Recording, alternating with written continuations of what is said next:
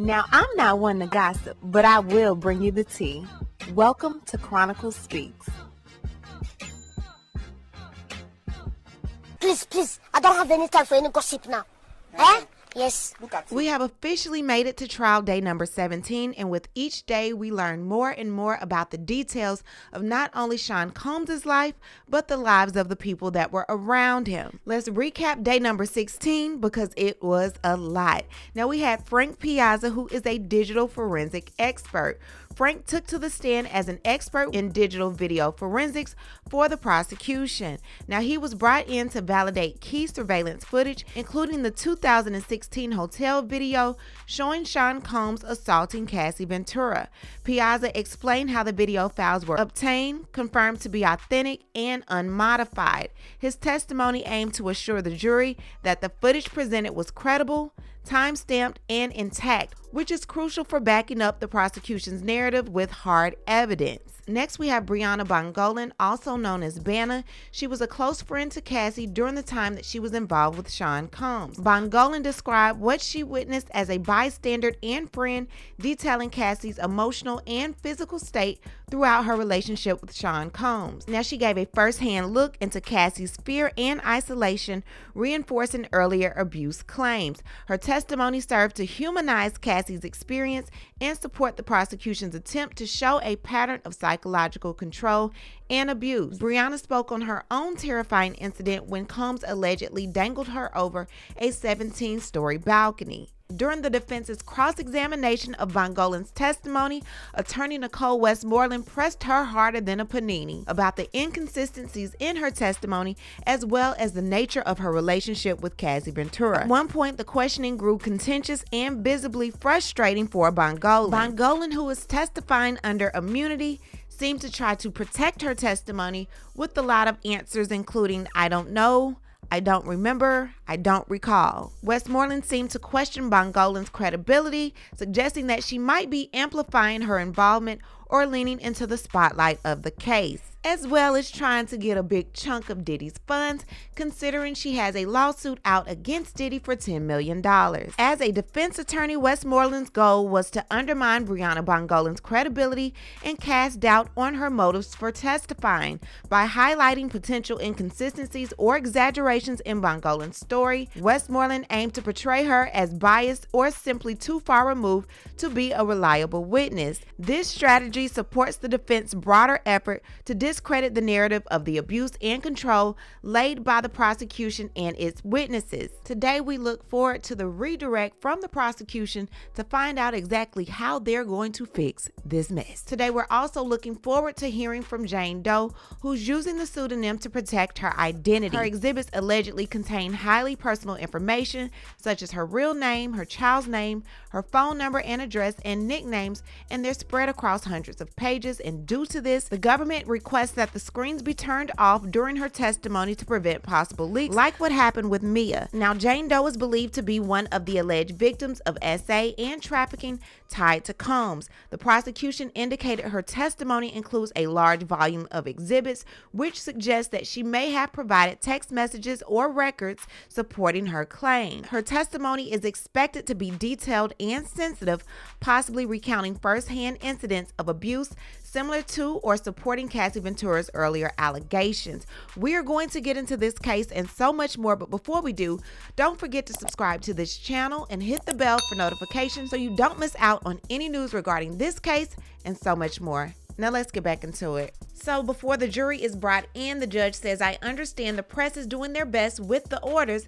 What about Jane's text?" Ms. Comey from the prosecution side says, "I feel a need to personally read them before releasing them to the press. How about Saturday for Friday's exhibits?" Judge says, "Don't unalive yourself." So to give you a little context behind this, the government wants to block the press and the public from viewing any exhibit shown during the testimony of Jane, who is using a pseudonym.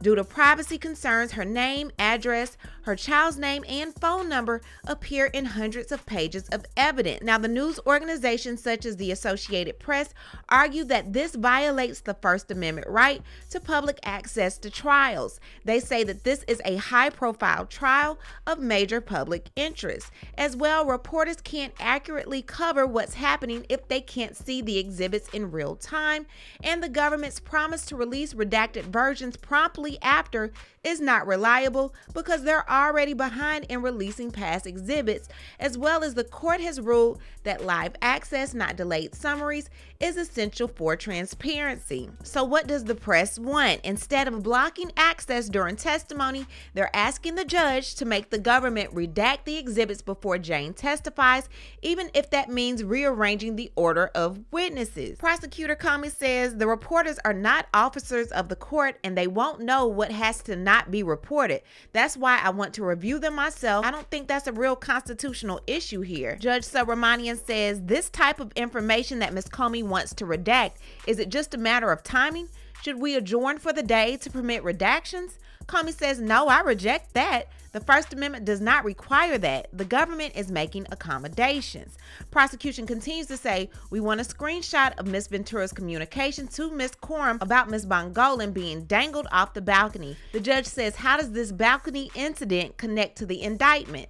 Prosecution says it shows Mr. Combs' violence and that Ms. Ventura is aware. Coercion. Shapiro from Diddy's side says it should not be admitted. It is a backwards-looking statement.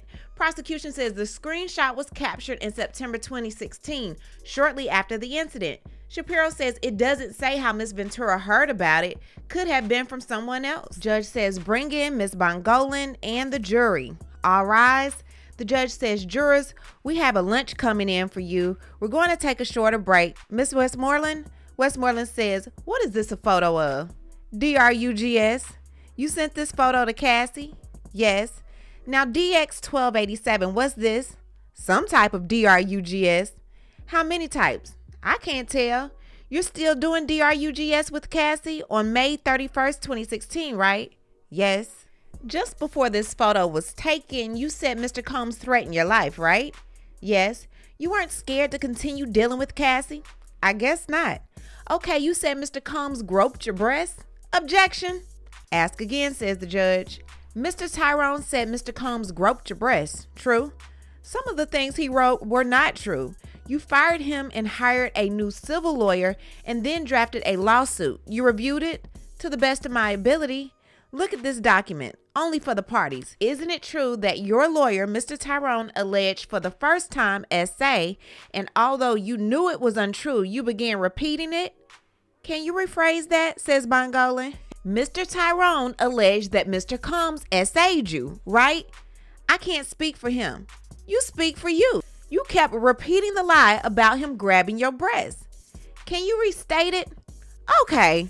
You continued accusing Mr. Combs of SAing you even though you knew it was not true. It's really hard to commit to the whole sentence. You knew SA was the only way you could sue. I don't recall. You say you were screaming. Are you aware of anyone else calling the police? I don't think so.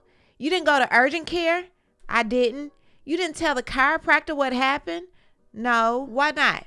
I was scared. Okay, the girlfriend, what's her name? Sarah or Friday? Full name, please. I think Sarah Siddell, something like that. It was a while ago. You told the government her name was Friday and that she wouldn't know anything? I'm not sure. On October 4th, 2016, didn't you attend Mr. Combs' concert? I don't remember the date, but yes, I went. Baby, when I tell you the government has their work cut out for them trying to fix this. Judge says, just ask Miss Westmoreland. Westmoreland says, may we read the text? Judge says, proceed. You read Banner and I'll read Cass. Banner says, I don't know what I wrote. Westmoreland, as Cassie, says, Coolio. What time? Bongolan says, love you. Thank you for yesterday. Westmoreland continues, you are alleging that Mr. Combs just 2 weeks prior to this hung you over a balcony, threw you into furniture, you sustained serious injuries, and now you're asking him if he wants a t-shirt? We were trying to be cool. Repeat that, says Miss Westmoreland. We had the FaceTime call and we were trying to be cool. Isn't it true that you continued to see Mr. Combs and Miss Ventura because Mr. Combs did not cause you those injuries? Part of that statement is true and part I can't agree with. You see your phone number on this? Yes. The text is from October 15, 2016. From Mr. Combs to you? Yes. Mr. Combs wrote, if you're going to do K with her, at least have her back. Do you remember receiving this? Yes. You remember the Bad Boy reunion tour? You started on it but didn't complete it? Maybe one or two. September 25th, 2016. The tour was at the Prudential Center in Newark, New Jersey. True? I'm not aware, not so sure on the dates. He was on stage with Little Kim. I don't know. And at the Harlem Salute to Achievement? Objection. Sidebar, says the judge. Okay, they're back. Westmoreland says, is this Trump International Hotel stay of Frank Black includes September 26, 2016 in-room breakfast for $231? You see? Yes. You agree one person can't be in two places at the same time. Hard to say. You told the jurors Mr. Combs injured you in LA on September 26, 2016, correct? Prosecution says, can we have a sidebar? Judge says, you may. You're going to jail. You're going to jail. Okay, so they're back. Westmoreland says, Mr. Combs did not cause you the injuries in the photo you provided with metadata saying September 26, 2016. I can't agree with that. A person can't be in LA and New York at the same time. My answer is still the same. No further questions, Your Honor. Redirect, says the judge. Prosecution says sidebar. They're back from sidebar. Prosecutor Smizer says, did you ever review the notes taken at your interview? No. Did you give Cassie permission to put your name in her complaint? Bongolan goes on to testify that she and Cassie had only one conversation about Ventura's lawsuit before it was filed in November 2023. Ventura asked Bongolan if she could name her in the complaint in connection with the balcony incident. Bongolan said she did not know what information would be included in Ventura's lawsuit. Bongolan said at some point after Ventura's lawsuit was filed, she told Ventura that some of the details about the balcony incident were incorrect. Bongolan testified that during that conversation, she told Ventura exactly what happened to me. When you filed your lawsuit, was its report of the balcony the same or different from Cassie? Different.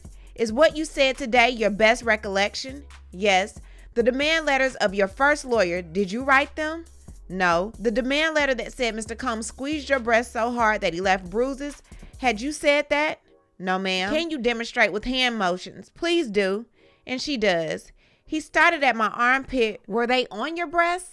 Yes. Do you know the exact date of the balcony incident? No. Why not? It was a while ago. Any doubt that Mr. Combs held you off the balcony? No doubt. Nothing further. Recross, says the judge. Westmoreland says, in a follow-up interview with the government, you gave them pictures of your leg injury with the metadata. True? I gave them pictures. When you sued Mr. Combs, you weren't rich? I was not. You saw this as a chance to make $10 million, true? Bongolan says the judge would review. Westmoreland says, it means a lot of you to become a millionaire and soon, right? No, I am here for justice, meaning money. You came in here and you lied to the ladies and gentlemen of the jury. I can't agree with you on that. No further questions, Your Honor.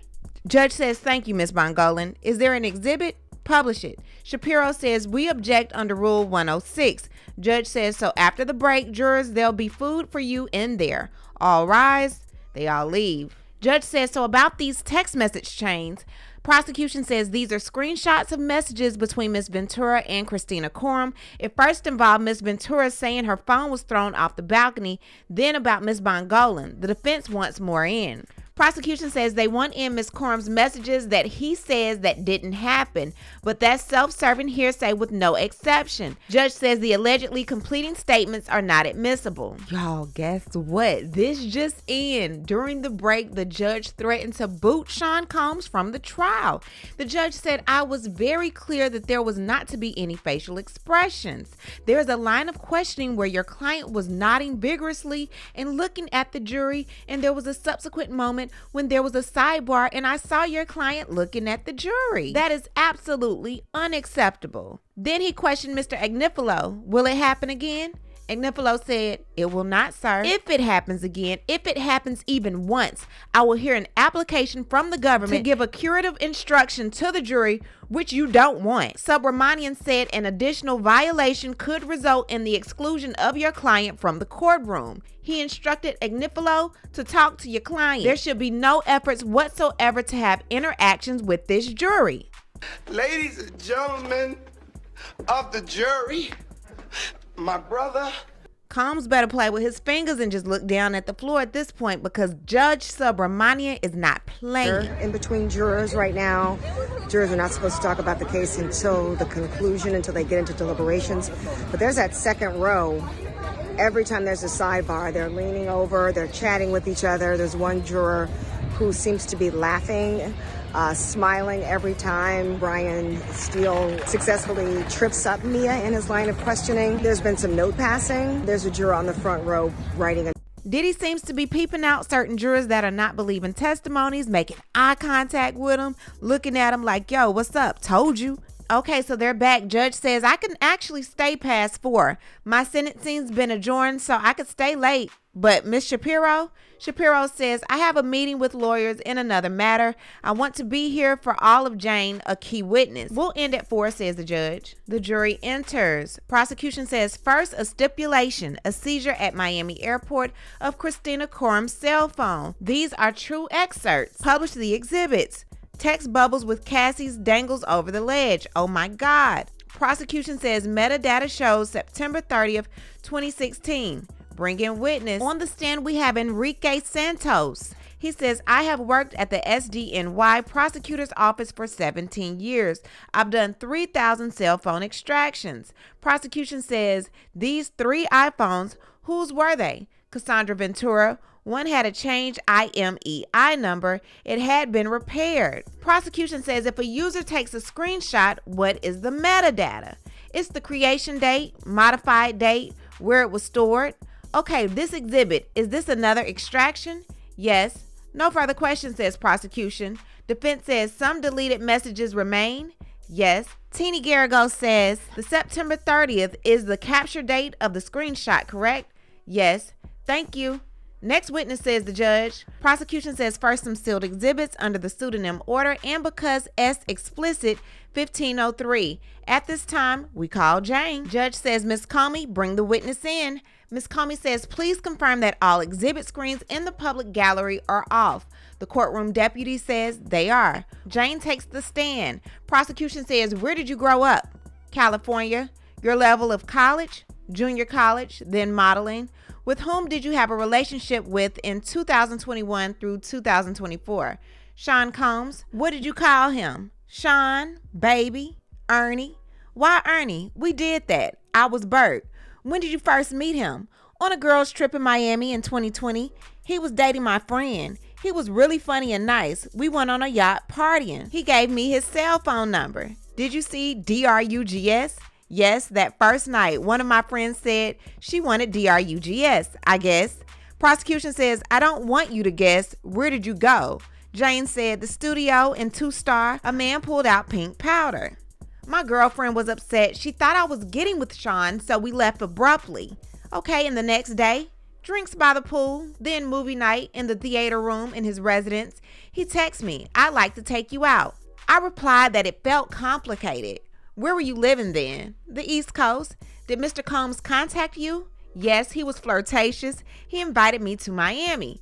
Read these text messages, not shown in the gallery. What does he say? He says, call me, Ernie. Who was pursuing who? He was pursuing me, but I was being considerate of my girlfriend, but she got engaged and moved overseas, so I felt I could do the Sean thing. Had she been seeing Sean and her fiance at the same time? Yes. I went to Miami in January 2021. He got me a hotel room. Where did you have your first date? The hotel balcony. She says, I remember when I first saw Sean, he walks in the door of the hotel room and it's just like larger than life. He was just immediately immersed in conversation with me. We made lots of love. After that, we went on a proper date. We went to a restaurant, we got dressed up, and we had more of a mellow one-on-one sitting. How long did your first date last? 5 days. What did you tell him about your past? I dated someone he knew. Ooh, we know who it is now. Also, my child's father did not get along with Sean. He said he didn't mind. How many children do you have? 1. What did Sean say about his relationship? Only my friend. He said it wasn't a real relationship. On my flight back, I already knew I was head over heels. How did you stay in contact? Text. Did you travel with him? Yes, Turks and Caicos. I was excited. I'd never been to Turks. Who else went in February 2021? Christina Corum, the chef, the butler, at one point a barber.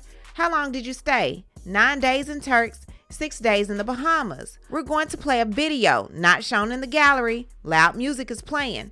I took this video. What do you see? The villa, the vibe. What did you tell Sean? That I was a single mother. On social media, I called myself a content creator. What was your work? Advertising brands on my social media. What did he give you? A love bracelet. He said he'd give me money because he'd taken me away for so many days. I really appreciated that. How much? $10,000. What DRUGS had you used before? Ecstasy twice, 2014 and 2015. You used it in Turks? Who suggested it? Sean, like 10 times. In the pool, he gave me a pill. He said that it would be so much fun. I was walking down the beach with him and I fell. I think I was screaming too. They put me in the shower. KK did. Did you take another ecstasy pill? Yes, but a smaller dose. It made me feel relaxed, euphoric, sexual. It enhanced touch and sense. It made me feel like loving and flirtatious. What about coming down from the ecstasy? It was kind of like your mind was readjusting. Coming down from a high, you're just tired. In the Bahamas, did you continue taking DRUGS? Yes, ecstasy. Sean gave it to me. How much did he wire you? $10,000. We started using the L word. He told me he was seeing multiple women. I was okay with it. Why? I liked them. Did you have the sense you had the option of being monogamous in the relationship? No. Until when did you continue dating Combs? Until his arrest. Any breaks? 2. The second in October 2023 for 4 months. When did you get back together? February 2024. How public were you? It was private. Did you post about your relationship with Sean on your social media? Only once. Where did you move? From the East Coast to LA. He gave me $6,000 for a moving trip. In 2021, February to May, how often did you see him? Every other week. What did he give you? He was sweet. He would give me money here and there. Cash or wires? Both. How often did you use DRUGS? Every time I saw Sean. Ecstasy, Molly, cocaine, K or ketamine. Molly enhanced like ecstasy. Sexual.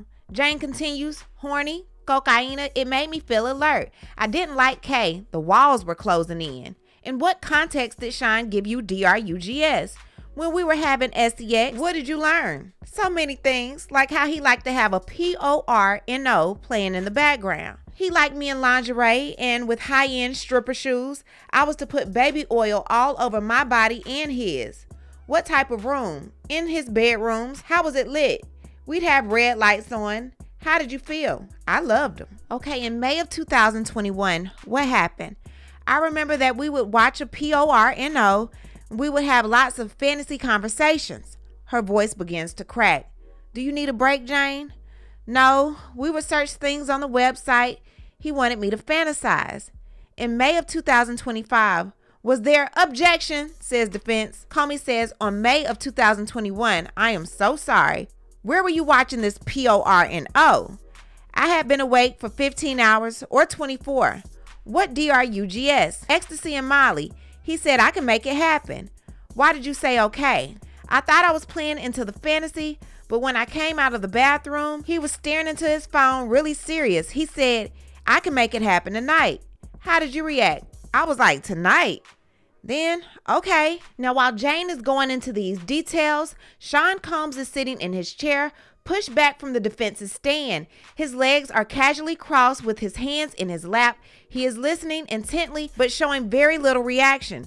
Jane is holding back tears, taking pauses in between her testimony as she describes how her relationship devolved into darker fantasy sex. Then we were in a hotel. I saw the assistant setting up the room. The lights were already red. Do you remember which assistant? I don't. He said there's someone coming. He knows the guy. I was super nervous listening in. Who did you think the guy was? The fantasy guy? What did you think would start happening? SEX things between me and the fantasy guy. He arrives and they are talking. It was a regular hotel room or a suite? It was a suite. What did you do? I said hello to everyone. I saw Don. Who was Don? One of the entertainers. Published the photo to the jury, not to the gallery. What's next?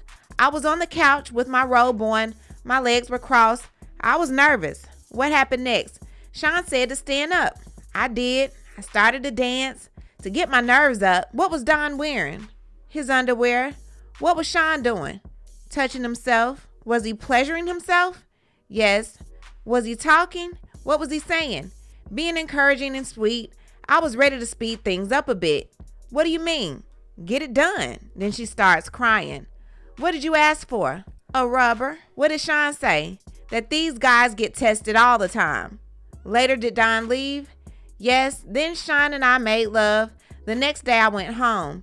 Any boat trips? A nice yacht day, yes. Now, while his ex-girlfriend Jane is testifying against him, Sean Combs periodically looked over his shoulder towards the jury. He did so as the woman using the alias Jane described Combs giving her large sums of cash, and he peeked again when she detailed having a bad reaction to ecstasy during one of the couple's holidays. Now, as you recall, Judge Subramanian just gave Agnifilo a stern warning to tell his client to make sure he stops any communication, any facial expressions, looking over at the jury. Obviously, his life is in the hands of these jurors and he wants to know how they're thinking, but Diddy, you're not able to do that. Stop. So let's get back to the testimony. Attorney Comey says, how did you feel? I felt exhilarated. It was taboo. I had a good time with my partner.